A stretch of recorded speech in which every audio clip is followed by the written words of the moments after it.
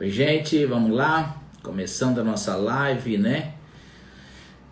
18h30 da terça-feira de agosto. Nós vamos começar a nossa live. Hoje nós vamos ter uma live com meu amigo Eduardo Reis. Você que está aí já vai convidando alguém assim para que a gente não perca tempo hoje, né? Muita gente vai começar. Temos uma live aqui com meu amigo pastor Eduardo Reis. Vai ser uma live maravilhosa, né? Então nós vamos ter aqui um momento muito bom. Convida alguém. O pastor Eduardo é um homem de muito conhecimento da palavra de Deus. Deus tem dado a ele algumas coisas que parece que assim, são poucas pessoas que enxergam na palavra de Deus o que ele enxerga, né? Aí o pastor Eduardo já está acenando, já está pedindo uma entrada aqui. Vamos lá, já conectar. Eduardo Reis, tem um monte de gente querendo conectar aqui, mas não tem jeito, né? Só Eduardo.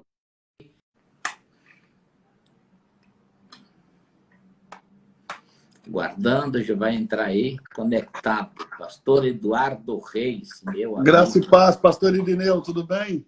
E aí, como é que você tá, homem? Rapaz, estou aqui, lutando aqui. Que bom, pastor, que bom, que bom. Esse horário não é o horário que eu faço live, né? Mas assim, você tem escola todo dia? Tenho aula todo dia. Hoje, às 22 horas, eu tenho o Códigos do Reino. Ah. Então, nós temos o Códigos do Reino. Eu sei. O senhor faz as lives às 22, né? Faço 22. Eu fazia antes meio-dia, 1 hora, quando estava mais na pandemia. Aqui a apostila já do Código do Reino. Ah, legal. Temos que destrinchar essa apostila aqui em 10 aulas. Tudo isso? Aí eu tenho a turma do Códigos do Reino, tem a turma do Mentes de Governo, aí eu tenho a turma da Escola do Reino Club. Então, todos os dias tem aula, só que com turmas diferentes. Ah, eu sei. Aí chega no final de semana, sábado, nós temos as mentorias, ou tem as imersões. Então, é todo dia mesmo. Às vezes as pessoas acham que não, mas a gente tem esse compromisso online, né, com os alunos, mas é um compromisso online. É online, mas você tem que parar, você tem que... Claro. Não, e você está trabalhando tão ou mais do que estava quando estava viajando, então? Mais, eu estou trabalhando mais agora do que quando estava viajando.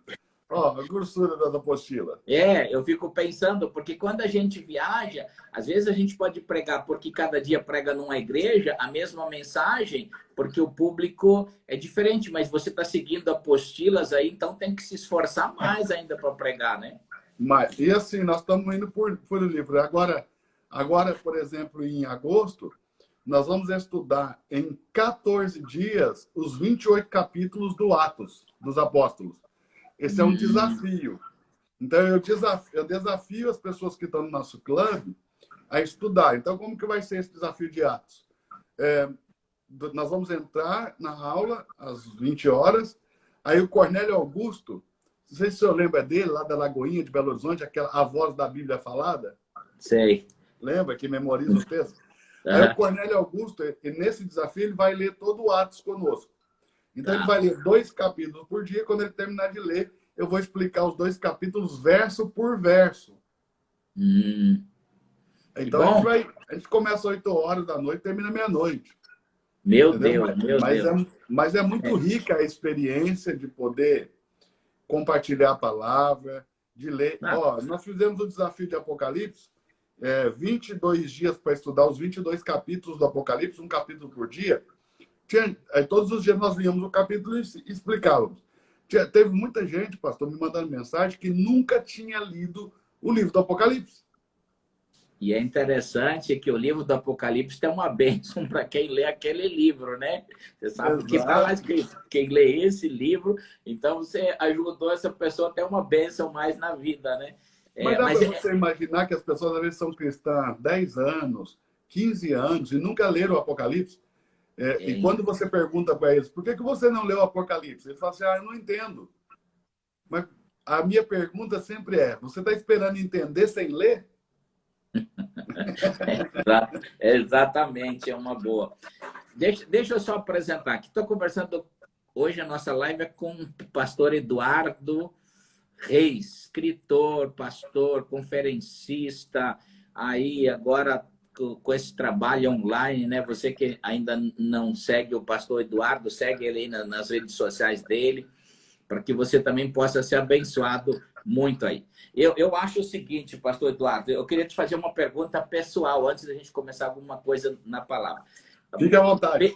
Pedro, o apóstolo Pedro, ele reconheceu isso de um outro irmão, né? Lá nas suas cartas, no final, ele diz assim, olha, a gente tem que reconhecer que Paulo, Deus deu uma sabedoria para ele, e ele escreve até coisas interessantes que às vezes a gente não vê. Eu vejo em você assim assim, Deus te dá algumas coisas que parece que outros não conseguem enxergar, ou não conseguem enxergar por esse ângulo que você vê. Você chegou a orar pedindo a Deus isso, para que Deus te mostrasse dessa forma a palavra de Deus? Eu acredito que o que Deus me deu foi a percepção durante a leitura. Porque, assim, apesar de parecer muito estranho, às vezes, algumas coisas que eu não ensino nada que nasceu na minha cabeça. Tudo que eu ensino, eu tirei de livros. Aqui, eu estou cercado por livros. Então, eu tirei de outros autores, de outros escritores, de outros pensadores. Eu tirei a base dali, desenvolvi a base. Às vezes, o que acontece? Você lê alguém que escreveu no quarto século, e depois você lê alguém que escreveu na Idade Média, e depois você lê um teórico que escreveu no século XX, e você consegue hoje, por ter na sua mão toda essa carga de informação, você consegue fazer uma leitura que as pessoas daquela época não conseguiriam.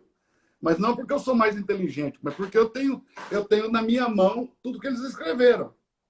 Ou seja, você consegue fazer uma leitura. Então, o que eu faço? Eu leio bastante. Tudo que eu ensino tem base em alguma coisa que eu li. Como as pessoas leem pouco, fica parecendo que eu tenho alguma coisa a mais do que os outros. Ou que eu estou falando alguma besteira, alguma loucura.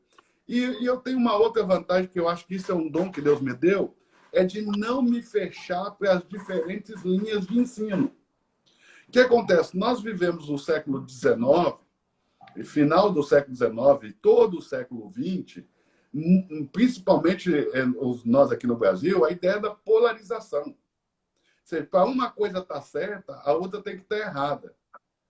E aí você rejeita 100% de uma coisa porque você é partidário de outra. E eu tenho para mim que isso aí é simplesmente ignorância. Ou seja, é falta de conhecimento, é falta de leitura. Ou seja, eu posso ler um livro, por exemplo, eu li esse livro aqui, ó. Eu li esse livro aqui por indicação do Kaiser, um amigo aí que nós temos aí, que tem na internet se destacado, né? É um programador, é um empresário, é um empreendedor. O homem mais rico da Babilônia. Eu li o livro. Cara, eu amei muitas partes do livro, mas teve uma que eu detestei. O homem mais rico da Babilônia era agiota. Entendeu? Ele ganhava dinheiro emprestando dinheiro. Essa parte eu odiei. Mas tem outras partes do livro que eu amei. Ok? E aí, o que eu vou fazer? Eu vou excluir o 100% do livro? Não, claro que não. Então é isso. É isso que as pessoas fazem, elas polarizam. Ou seja, se o Watchmani, eu tenho aqui, ó, o Evangelho de Deus do Watchmani, ó. Tô aqui, vou mostrar para o senhor. Tá aqui, ó. O Evangelho de Deus do Watchmani. Ok? Se o Watchmani falar em um desses livros, esse aqui eu recomendo, 2 tomos do Evangelho de Deus do Watchmani, ok? Se o Watchmani falar alguma coisa que eu discordo, o que o brasileiro faz? Ele pega o livro e joga fora. É muito ruim. Muito ruim. Pois, ok, o que eu faço? Eu procuro extrair daqui o que ele tem de melhor. E qual que é meu parâmetro para saber se alguma coisa que ele falou que eu discordei, ok? Está certo ou está errado? Outros autores. Porque no Brasil também nós criamos essa cultura de que se eu discordo, eu estou certo. Isso, E isso, essa é uma isso. cultura falsa. Você pode discordar de uma coisa que você está errado e aquilo está certo. Exatamente. Então, É, mas assim, olha como é que parece que a discordância é um argumento. Uhum, uhum. E não Na é. verdade, a discordância ela é um pensamento pessoal, ela não elimina a verdade e nem verbaliza a verdade ou assinala ela, né? Agora, é interessante essa área, assim. Ó, eu estou lendo aqui esse autor francês. Ele é um tradutor, né? Uhum, Ele é francês. O cara é um gênio na tradução, na interpretação dos textos. Ele tem, ok? Estou lendo também. Aqui, vou te mostrar só de Gênesis. Gênesis, Gênesis, Gênesis. Porque eu dei aula de Gênesis agora, entendeu? uhum, uhum, Gênesis, ok? Haroldo de Campos, Gênesis. Esse aqui é um brasileiro, imortal da Academia Brasileira de Letras, ok? uhum. Escreve sobre o Gênesis de maneira simplesmente fantástica. Ele traduziu a cena da origem, ok? Haroldo de Campos, ok? Esse aqui é um livro que todo brasileiro tinha que ter lido já. Okay? Aí eu pego também Luzes da Torá, dos rabinos, que explicam o Gênesis. Aqui vai explicar sobre Abraão, sobre coisas. Pastor, o que eu faço? Olha aqui, ó. Então, isso aqui, ó. Só Gênesis, ok? Aqui, ó. Só Gênesis. Isso aqui é só para iniciar. Eu li esses livros todos aqui só para introduzir a minha aula. Aí eu vou lá e falo uma coisa, o cara fala assim, esse cara é um louco, esse cara é um herege. É óbvio, para quem não estuda, todo mundo é herege. Para quem não estuda, todo mundo é louco. Para quem não estuda, todo mundo é falho. Agora, vai estudar e ver se eu estou errado. Faz uma pesquisa e vê se eu tenho base no que eu estou falando. Bom, agora, olhe bem. As pessoas não conseguem fazer pesquisa. O nível de formação, de escolaridade no nosso povo, às vezes, é tão baixo que as pessoas nunca fizeram um TCC, nunca fizeram uma monografia. Eles nunca precisavam fazer isso na escola, eles não terminaram os seus estudos. E aí a maioria dessas pessoas acham que é o seguinte, como que eles pensam? Eles pensam que, se o cara lá está falando, o pastor está falando, que o pastor tira as coisas da cabeça dele e simplesmente fala, não, a gente estuda. Quantos livros o senhor já não leu na vida? Quantos o senhor já não estudou? Quanto que eu já não precisei estudar? E aí, o que acontece? A gente vê quando as pessoas não passaram por esse processo, né, da educação formal, quando elas simplesmente tratam o seu trabalho como se o seu trabalho fosse algo que merecesse algum demérito, ok? Simplesmente porque ela não concorda. Aí você vê que essas pessoas não foram educadas formalmente num banco de uma escola, né? numa faculdade, não passaram por uma universidade. Eu tenho aqui 4 diplomas de bacharel em teologia, todos reconhecidos pelo MEC.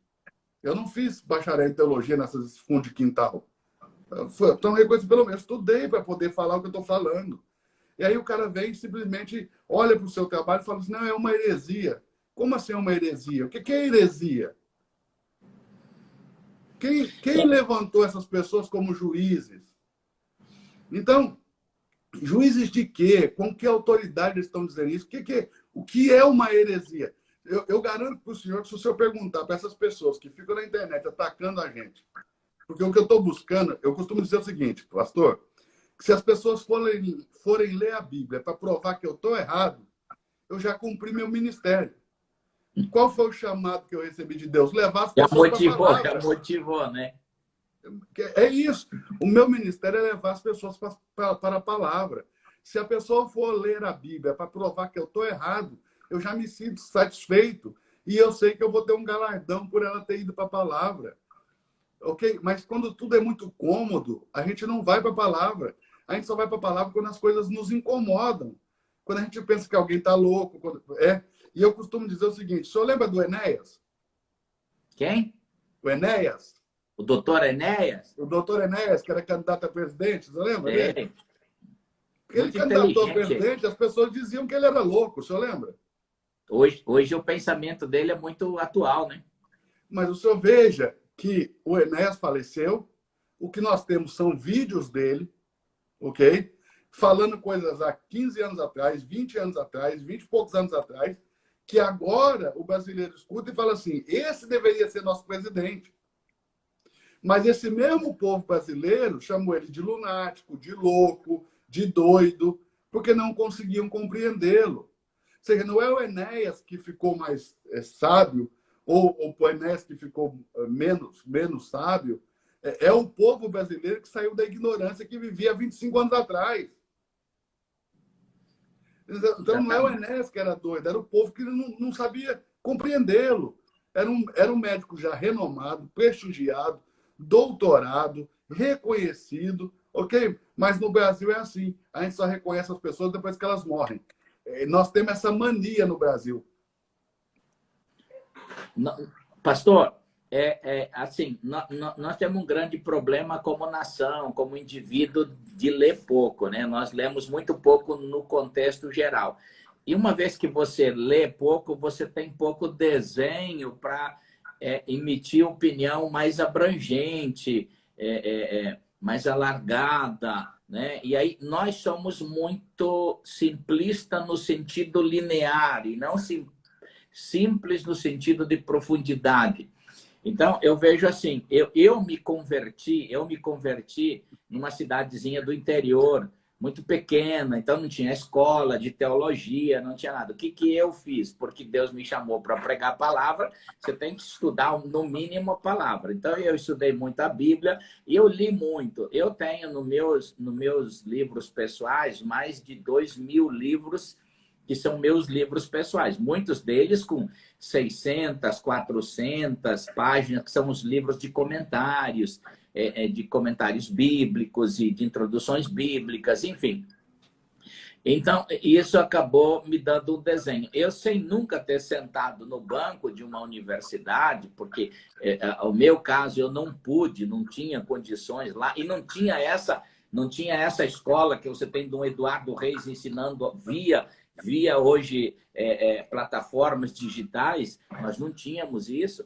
Então, era só aquela escola tradicional. Mas, mais tarde, Deus me honrou, quando eu fui para a América do Norte, que eu me tornei um professor e me tornei vice-presidente de uma universidade americana nos Estados Unidos. Então, eu sempre digo assim, ó, quem não tem, pede a Deus dar, mas não é no sentido de ficar sentado. Você tem que pedir a condição para você. Não tem um livro, ora a Deus, para Deus te dar um recurso para você comprar. É essa a condição de você expor a sua alma ao conhecimento, né? E aí, sempre vai ter um galardão, sempre vai ter uma recompensa disso. Pessoas no Brasil, elas não leem a partir da Bíblia, né? A partir da palavra de Deus. Muitos cristãos não leem a Bíblia. Então, é muito comum a gente, às vezes, trazer um ensinamento para gente que está 10, 20 anos na igreja, eles dizerem assim, ó, pastor, como é que eu nunca ouvi uma mensagem dessa? Onde que eu estava?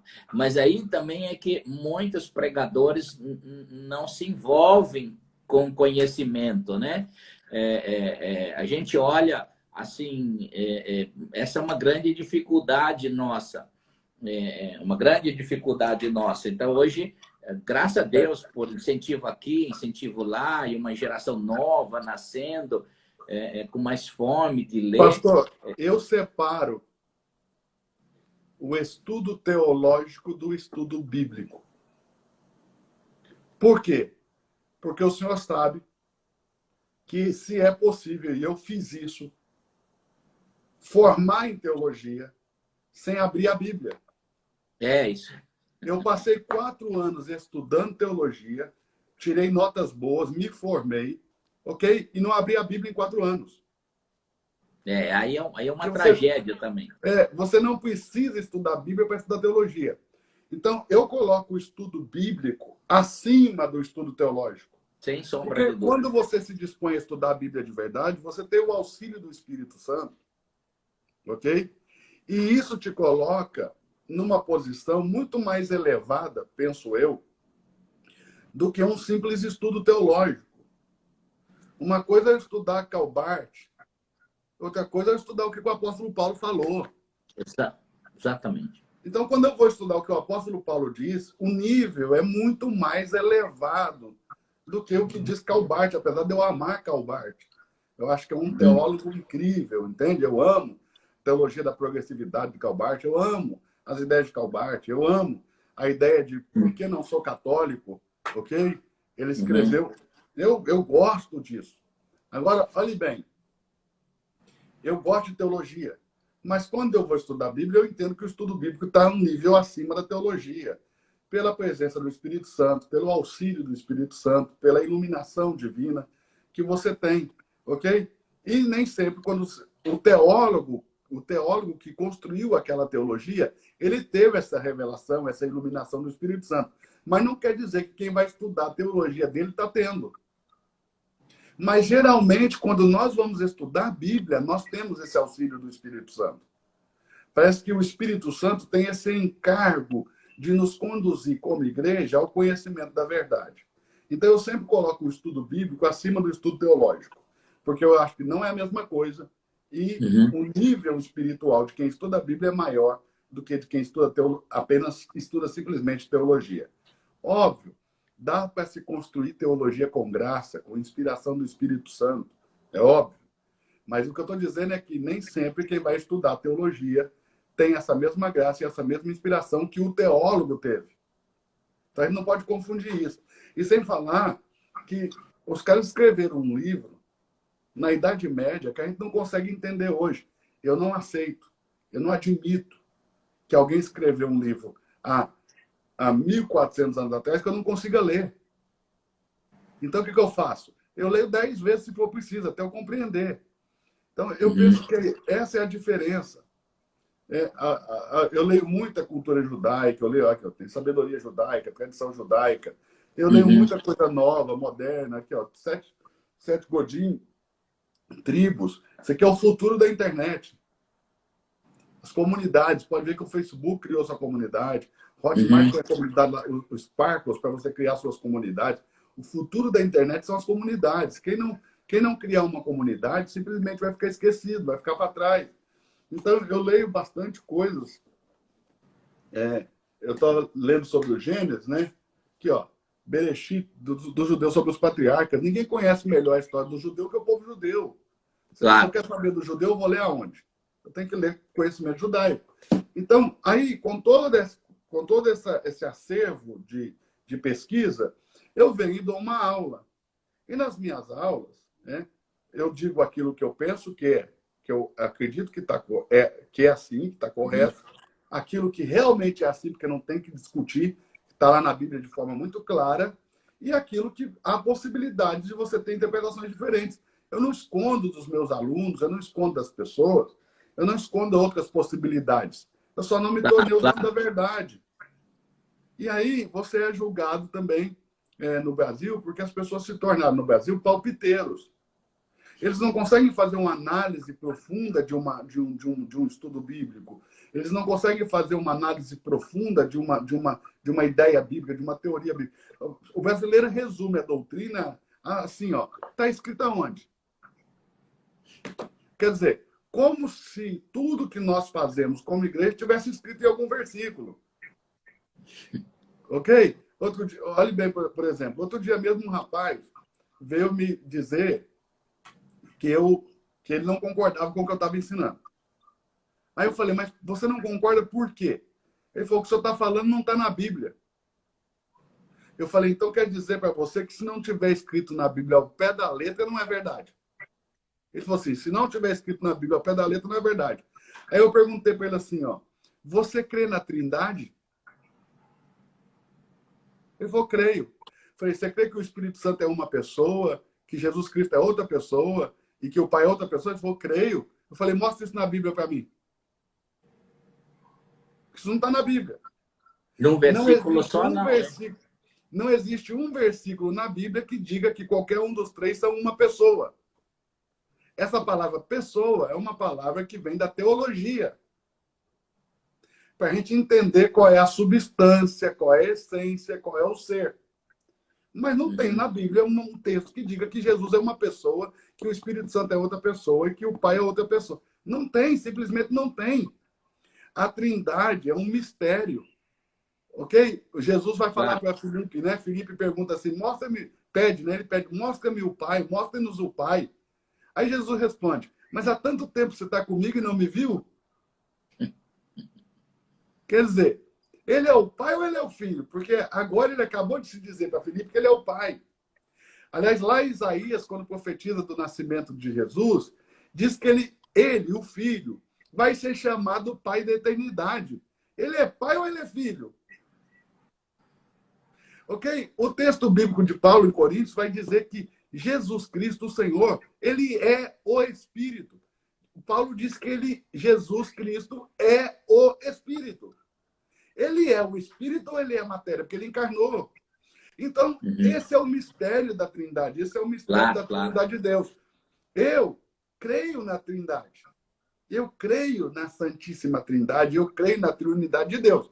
Agora, eu não posso dizer para você que tenho na Bíblia como te mostrar isso. Porque, simplesmente, isso passa pelo todo o entendimento dos textos com a nossa experiência. Você não tem um texto na Bíblia que você vai ler assim, ó, Deus é triuno. Não. Então, mas segundo esse rapaz, nós não podemos mais afirmar isso, porque se não tiver escrito na Bíblia ao pé da letra, não é verdadeiro. O ambiente de revelação, de entendimento do desenho de Deus na palavra, se a gente entrar com essa ideia de que tem que estar escrito ao pé da letra, você não... Porque aí é muito essa questão de crente de decorar versículos isolados e não entender o desenho de Deus na palavra. Assim, um erro muito grande, porque se Deus quisesse escrever só aquele versículo, tinha escrito só aquele versículo. Deus não precisaria usar todo o esquema que ele usou em gerações e tudo para escrever um desenho. Dentro daquilo que a gente... Ontem eu até falei na live aqui. Os dois grandes métodos de Deus guiar um homem para que ele cumpra um propósito, destino divino, dentro de um ambiente de revelação. A palavra de Deus e o Espírito Santo. Nunca pode separar. Até o poder da nossa mente não pode fazer isso. Às vezes a gente está querendo ir com aquilo que é limitado, dizer para o ilimitado. É como você discutir soberania de Deus, do que você acha que Deus pode fazer ou não na soberania. Ou ele é soberano e a gente aceita e entende, né? Ou não é nós que vamos dizer o que Deus pode fazer na soberania. Não, eu creio, pastor Irineu, que nós pegamos uma parte da igreja de Filadélfia, daquelas 7 igrejas do Apocalipse, a igreja da restauração. O nome grego dessas igrejas, o termo grego que nomeia esses lugares, ok? Eles revelam muito para nós. E eu creio que nós estamos agora vivendo um tempo que é a transição da restauração para a decadência. Que nós estamos entrando em Laodiceia, sabe? E o termo grego, Laodiceia, sabe o que ele significa? Sentença do indouto, sentença do inculto, sentença de leigos. E é isso que nós vemos no Brasil. O cara é leigo no assunto, mas ele quer dar o palpite dele. Então, isso aí vai piorar, vai ser cada vez pior. As pessoas vão pensar que elas têm o direito de, sem estudar, emitir palpite sobre coisas que são sérias. Então, eles não pesquisam, eles não leem, eles não buscam, mas eles sabem como funciona. Ou seja, eles sabem o que é certo e o que é errado. Mas eles não leram, não estudaram, não pesquisaram, mas sabem o que é certo e o que é errado. Como? Dando palpite, através de palpites.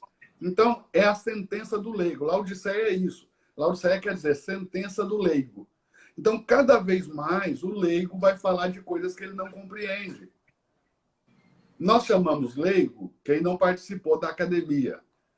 Então, o termo leigo aqui não é no sentido pejorativo, é no sentido de realmente ignorar a informação, de ignorar o conhecimento. Não tem o conhecimento. Simplesmente não é porque o conhecimento não está disponível, porque tem preguiça de ler. Porque está disponível a todo mundo. Hoje tem uma disponibilidade enorme, né? Para você fazer ao menos as suas conferências, fazer comparações. ter comparativos, até para você ter um desenho mais amplo. Hoje ninguém pode dizer que não tem essa condição. Então, eu tenho cursos aqui na minha escola que eu chego a cobrar R$ 900 de matrícula. Uhum. Aí o cara fala assim para mim, tá caro. Aí eu falo assim, é só você ler esse livro. Enquanto você tiver preguiça de ler, paga que eu te ensino.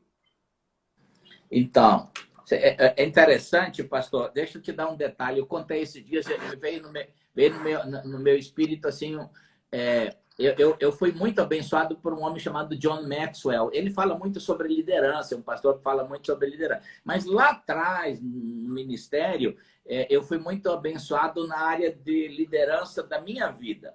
Eu li um livro dele, eu peguei assim, tipo 6 da tarde e não dormi, passei a noite toda, aquilo me envolveu. Quando chegou na madrugada, eu estava terminando o livro, eu me ajoelhei e falei, Deus, eu preciso mudar. Esse livro trouxe luz para mudança na minha vida.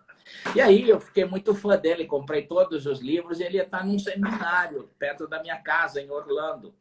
E aí eu convidei outro líder junto comigo, um pastor brasileiro, e nós fomos. E isso eu estou falando assim de uns 15 anos, quando saiu o pendrive. E ele estava vendendo um pendrive dele, eu não lembro mais a quantidade de mensagens, mas 20 ou 30 mensagens. E ele estava contando que era um histórico da vida dele. E aí, era $600 esse pendrive. Isso é, assim, $600 é hoje um bom dinheiro, naquele tempo também era um excelente. E quando ele anunciou, eu falei para o pastor, fica aqui que eu vou deixar minha Bíblia aqui, eu vou correr lá no fundo na livraria e já vou pegar esse pendrive, porque eu não posso correr o risco depois de chegar e não ter. Aí o pastor olhou para mim assustado e falou, mas você vai pagar $600 num pendrive? Aí eu falei, não, eu vou pagar $600 na história da vida que esse homem vai me encurtar. Exato. 20 anos que ele colocou aí, em 20 horas, 30 de ensinamento, eu posso aprender o que ele aprendeu em 20 anos com ele em 20 horas. Então, aí eu fiquei analisando depois a mente. Tipo assim, o cara tá tão preocupado com aquele $600 que talvez, se ele pagasse aquilo, poderia introduzir ele numa outra dimensão de velocidade. E com certeza vai introduzi-lo. Eu falo para os meus alunos o seguinte, o que eles pagam hoje para estudar, eu dava de graça e as pessoas não davam valor. Eu sempre dei de graça. Aliás, eu sempre paguei para ensinar. E as pessoas não davam valor. Aí eu recebi do Espírito Santo uma direção de não dar mais de graça. Porque eu tava fazendo e não estava tendo resultado. O que começou a acontecer? O cara pagou, ele não falta na aula, ele não chega atrasado, você indica um livro, ele lê, ok? E ele recebe, como o senhor disse, o que eu levei anos estudando, ele recebe algumas horas. Exatamente. Você está passando... Aí, essa apostila, imagina o tanto de coisa que você... desenho que você fez. Você sabe que eu sou um incentivador de você escrever e deixar teu legado assim, de ensino escrito, né? Sempre eu comecei a escrever depois que nós conversamos. Meu primeiro livro foi lançado agora, né? Deus e Você de A a Z. Coloquei 23 princípios espirituais. E quando a pessoa quer saber o que o Eduardo Reis ensina, é só ler o livro. Está lá os 23 princípios que norteiam minha vida espiritual. Eu coloquei no papel. Para quê? Para as pessoas saberem. Estão saindo aqui agora o Códigos do Reino. Estamos saindo aí com o livro sobre a rebelião de Lúcifer. Está saindo o livro sobre Gênesis. Estamos escrevendo um livro sobre a salvação. Agora eu estou pegando tudo. Nós estamos fazendo bastante material escrito. E vamos lançar bastante livro para ficar o legado, como o senhor mesmo me aconselhou. E vai ficar, aqui, ó, Eduardo. o Código do Reino são 10 códigos. Aqui nós falamos sobre identidade e propósito. O cara não pode passar 10 anos na igreja sem ter a consciência de quem ele é em Deus, de que ele é filho. Isso é verdade. Não é possível que o cara vai ficar 10 anos na igreja e quando eu comprometo a minha identidade, eu já comprometi meu propósito. Porque o meu propósito está ligado à minha identidade. Eduardo, você sabe que assim, a pergunta que mais vem, que eu recebo, se eu traduzir elas nos e-mails, nas redes sociais, as pessoas dizem assim, pastor, o que eu sou? além de ir, tipo assim, de frequentar a igreja, de ir no culto, de pagar meu dízimo, minha oferta, além disso, qual é a minha função orgânica no corpo? Qual é o meu destino nessa terra? E às vezes eu fico pensando mesmo assim, o quanto as pessoas não buscam também se informar, né? Eu ontem contei meu testemunho aqui. Em 1987, eu sentei num estádio na Bolívia, vendo um evangelista pregar em Santa Cruz de la Sierra. E aí, lá sentado, vendo ele pegar as multidões, orar por milagre, salvação. Aí, sabe quando passa um scanner? Eu pensei, esse sou eu. Esse aqui é a minha missão na Terra. Eu sou um pregador do evangelho, de milagres, de coisas assim. Mas aí, você precisa descobrir como realizar essa missão. Exato.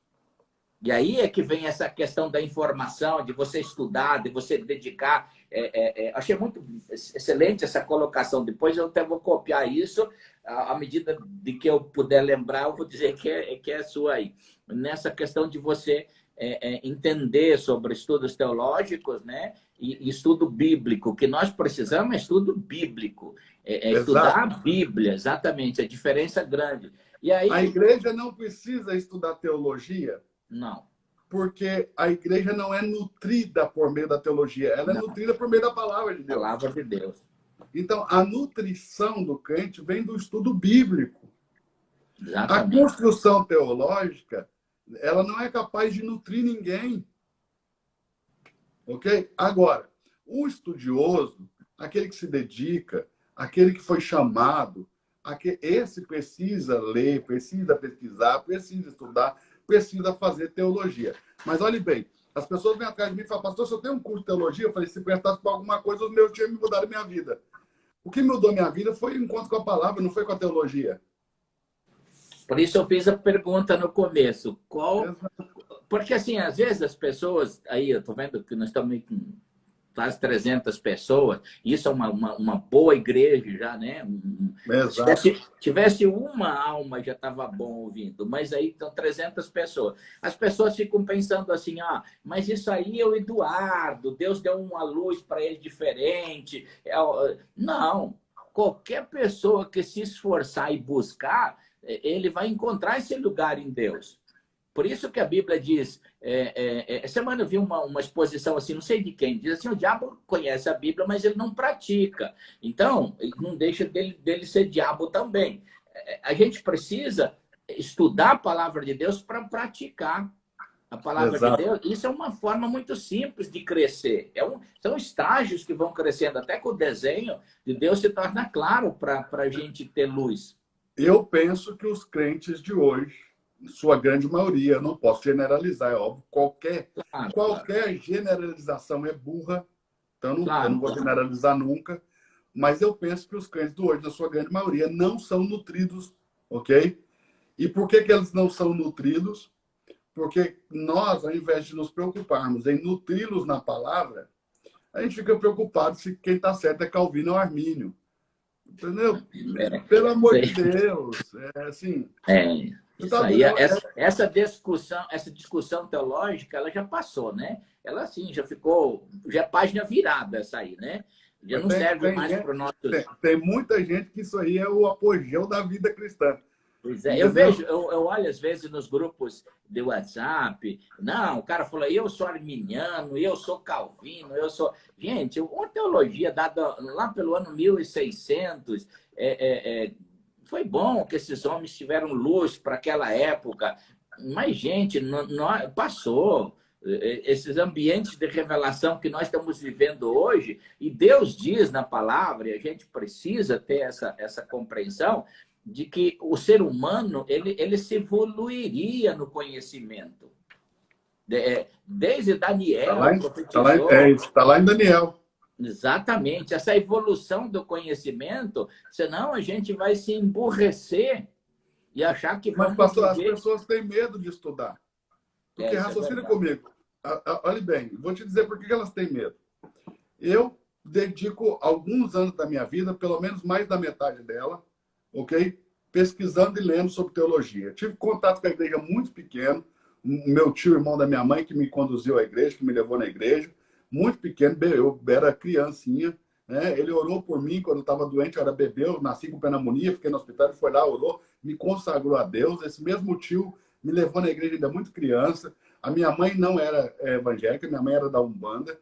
A minha mãe se converteu evangélica, mas eu cresci com um pé lá e outro aqui, eu cresci vendo os dois mundos, eu cresci vendo um mundo espiritual muito ativado e cresci vendo uma igreja muito viva, porque eu peguei a igreja restaurando o louvor, restaurando a profecia, restaurando... Eu peguei uma igreja na década de final dos anos 80, início dos anos 90, uma igreja que estava sendo avivada. O Brasil passou por um sacode, né? Nós temos na década de 90 mudou a igreja no Brasil, ela mudou 100%. Então eu peguei uma igreja muito viva, em transformação constante. Então eu não tenho dificuldade com o novo, eu não tenho dificuldade com aprender, com ver coisas novas, eu não tenho dificuldade em observar algo que eu não entendo e ficar calado, ok? Não emitir opinião, simplesmente porque eu não tenho uma opinião formada, eu não vejo demérito nisso. Eu cresci numa igreja muito ativa. Agora, o que acontece? As pessoas se tornaram tão religiosas, ok? Que elas não se abrem para o novo, não se abrem para o aprendizado. Qualquer coisa que elas veem que é diferente do que elas estão acostumadas a ver, elas já determinam que é diabo, entende? Eu prefiro não dar opinião, porque está escrito assim, ó, aquilo que o olho não viu, o ouvido não ouviu, é o que Deus tem preparado para aqueles que o amam. Ou seja, qual é o critério que as pessoas usam para dizer que algo não é de Deus? Eles falam assim, ó, nunca vi isso, nunca ouvi isso. Pô, mas é justamente o contrário do que diz a Bíblia. 1 Coríntios 2,9 diz, aquilo que o olho não viu, o ouvido não ouviu, é o que Deus preparou para quem o ama. Eu amo a Deus. Então, eu tenho que estar preparado para ver coisas que eu nunca vi, para ouvir coisas que eu nunca ouvi. É interessante é o que Deus tem planejado para nós. Quando eu me converti, eu comecei no ministério, a gente começou dentro de uma página nova do Espírito Santo, dentro dessa época aí, de Deus restaurando. E era muito comum, milagres sobrenaturais, pessoas caírem pelo poder de Deus e tal. E a teologia tradicional, ela condenou muito isso, porque segundo a razão humana teológica, não concebia que Deus pudesse progredir, fazer alguma coisa mais do que eles pensassem. Então, eles foi muito assim, combatido, né? No começo, assim, muitas pessoas diziam que a gente estava fazendo a vontade do diabo, em muitos lugares a gente era o anticristo, porque era só anticristo. Então, era mais dar uma condição, parece que o diabo tinha mais condições de fazer do que Deus poderia fazer. Isso aí é um erro grosseiro. De que a gente... E aí nasce, pastor, a ideia das polarizações extremas. Ou é Deus ou é diabo. Exatamente. Ou tem que ser Deus ou tem que ser diabo. E aí nasce a polarização. Ou é bem ou é mal. Mas presta atenção, quando nós vamos falar de estudar, eu costumo dizer o seguinte. Vamos pegar aqui pontos básicos da vida da igreja, ok? Para a gente ver como não é bíblico. Olha bem, eu disse que você não tem como provar na Bíblia que as pessoas da Trindade são pessoas.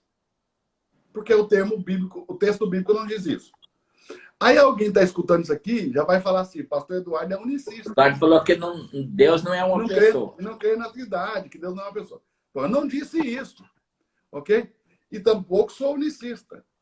Mas olha como é que ficou na década, no final da década de 90. Ou você era trinitário, ou você era unicista. Quer dizer, e aí o unicismo cresceu muito no Brasil. Porque o Voz da Verdade, através dos louvores, né? A Igreja Voz da Verdade cresceu muito no Brasil. E os evangélicos, poucos evangélicos sabem que eles são unicistas. O povo lá do Voz da Verdade, que o louvor é tremendo, a música é tremenda, eu concordo. Agora, eles dizem que nós servimos a um Deus que tem 3 cabeças. E aí começa a discussão teológica. E aí começa. Nós falamos que eles negam 2 pessoas da Trindade. Okay? Eles ficam de lá dizendo que o nosso Deus tem 3 cabeças, a gente fica daqui dizendo que eles negam 2 pessoas da Trindade. E aí a discussão não acaba nunca, essa é a verdade. Tá? Mas antigamente, as pessoas discutiam com um pouco mais de base nas coisas. As pessoas pesquisavam antes de emitir opinião. Hoje não. Aí o cara vai falar para você assim: ah, você... Eu escuto direto isso. Isso é heresia, você é herege. O cara não sabe o que é heresia. Agora, assim, ó, quando eles escutam alguma coisa que eles não gostam, eles chamam de heresia. Quer dizer, se torna heresia qualquer coisa que o ouvidinho dele não gosta de ouvir. O que é uma heresia? Você já parou para se perguntar o que é uma heresia? Aí, outro dia eu tive um embate na internet com um rapazinho, que ele falou para mim assim: ah, você fala muita coisa que não é bíblico. Aí eu falei: tudo que você fala é bíblico? Tudo que você faz na igreja é bíblico? Ele falou: a gente procura ser. Eu falei: então onde está na Bíblia que a ceia é uma vez por mês? É. Porque lá na igreja desse camarada se ceia uma vez por mês. Eu falei: onde que está isso na Bíblia? Me mostre para mim aonde está na Bíblia que está escrito na Bíblia que tem que cear uma vez por mês. Porque até onde eu li... Se a gente fosse cumprir o pé da palavra, é toda vez que se reunir, né? Ok. E a Bíblia diz, lá na igreja dele também tem umas moças dançando lá na frente, sabe? E é onde Bíblia, que tem isso? Na minha Bíblia diz: as virgens dançarão no altar do Senhor. No altar do Senhor, não é na igreja.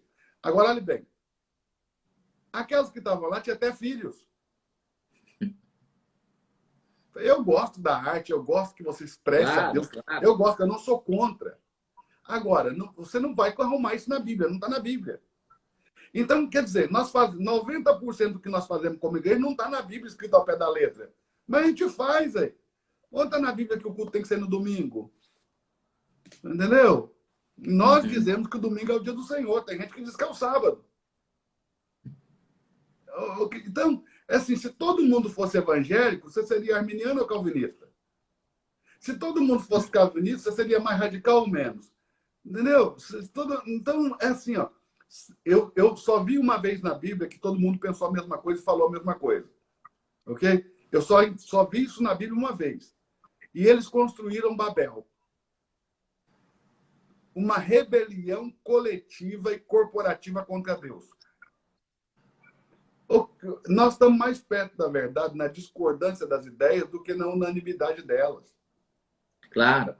E a maneira diferenciada de cada um operar e ver também é uma forma de Deus manifestar uma multiforma da graça.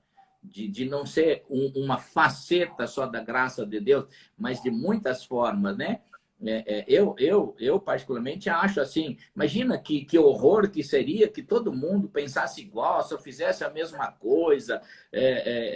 Tipo assim, o Eduardo, nós íamos num seminário, o Eduardo ia pregar, ia falar as mesmas palavras que eu ia falar na outra reunião, que a gente às vezes faz 3, 4 reuniões num dia, né? Que seria chato pra caramba, né? Pastor, o cara pode discordar de mim, mas não pode dizer que eu não sou bíblico. Eu sou extremamente bíblico.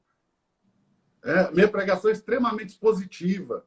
Tá ali. Você pode discordar. Agora, dizer que não está na Bíblia, que é uma heresia. Ou seja, o cara não sabe nem o que é heresia. O que ele discorda já é heresia para ele. Porque, olha bem, quer dizer então que nós vamos polarizar. Se Calvino tiver certo, os arminianos são hereges.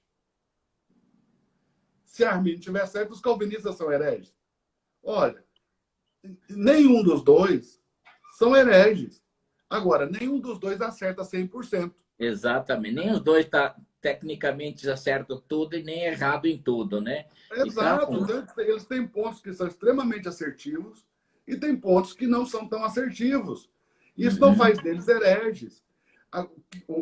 Agora, o que nós temos que discutir nesses últimos tempos é o que realmente significa essa palavra heresia. Eu acho que é muito... uma heresia, quem é o herege? Né? Porque, assim, ó, eu não sei se esse pessoal sabe, mas eu leio muito, pesquiso bastante, e eu tenho aqui, ó, documentos católicos apostólicos romanos. Está aqui, eu tenho aqui na minha estante.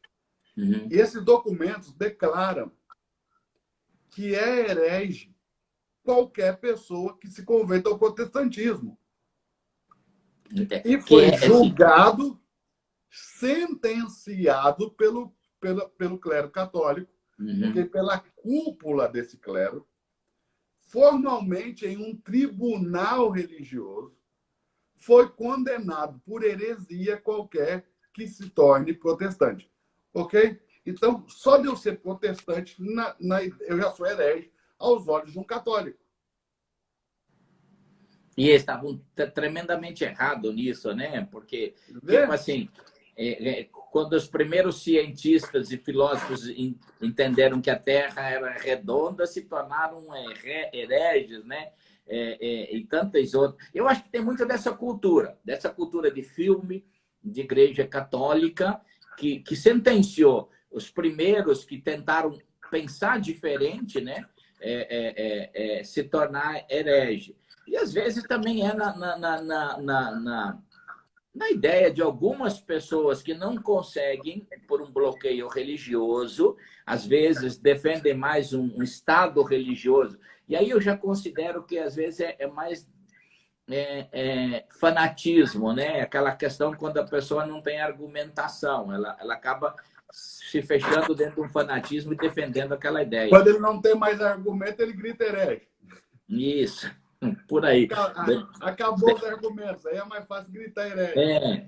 Porque independente, a gente, para sentenciar uma pessoa como herege, sentenciar ela, a origem da questão talvez está aí, né?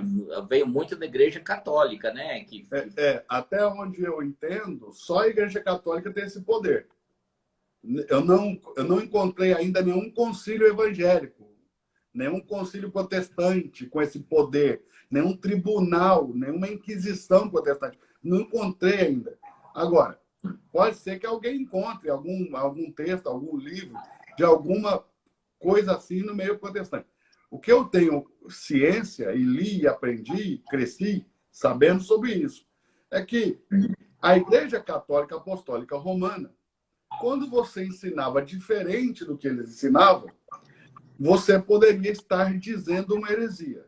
Então, se reunia um concílio, geralmente de bispos, ok? Que iriam julgar aquilo que você disse. E eles iam te advertir. Eles iam te advertir. Por quê? Porque o fato de você falar uma heresia já não faria de você um herege. Talvez você só falou uma heresia. Não quer dizer que você seja um herege. Então, esse concílio católico ia determinar autoridades eclesiásticas que iriam até essas pessoas repreendê-las por aquilo que elas estavam falando. E se elas entendessem que estava errado e fizessem como a igreja manda, ok? Então, elas não eram hereges, elas só falaram uma heresia. Mas se elas persistissem no erro e dissessem, não, nós estamos conscientes, né? Então, eles eram presos, eles eram julgados e eles eram condenados à heresia, por heresia. Mas formalmente pelo tribunal católico. Ok? Eu nunca vi isso acontecer no meio protestante. Nem tenho relatos dessas coisas terem acontecido. Agora, quando o cara simplesmente diz, ele vê um protestante pregando e fala, isso é uma heresia, esse cara nunca estudou. Essa é uma palavra que não tinha que estar na boca de um protestante para outro protestante. Foi assim que nós fomos perseguidos, condenados, julgados. Então, o que você pode dizer? Olha, eu não concordo, eu não entendo assim, eu entendo diferente. Por que tem que ser heresia só porque você não pensa igual? Mas essa expansão, expandir a mente, expandir conhecimento, expandir aonde Deus pode operar, ela não é fácil, assim, porque você sabe, no início da tua vida cristã aí, assim, tipo, não se tinha bateria dentro da igreja, no louvor, não tinha nada, e aí, tipo assim, se entende que todos os instrumentos, e aí se trouxe instrumentos novos, bateria, guitarra, contrabaixo. Eu me lembro até dos argumentos, viu, pastor? Então, exatamente. Ó, a bateria não podia porque Lúcifer tinha tambores em si. Porque está escrito assim, ó, e os teus tambores foram feitos em ti no dia que fosse criado. Então, já que o diabo tem tambor, ele não pode ter tambor e acabou, não pode ter bateria. A guitarra, eu lembro que não podia porque distorcia o som. E tudo que distorce não é de Deus, Deus é um Deus de ordem. Eu lembro até dos argumentos. Então, mas aí eu acho assim, ó, é que aquela mente religiosa, eu lembro que uma vez eu estava falando com uma pessoa sobre isso, né?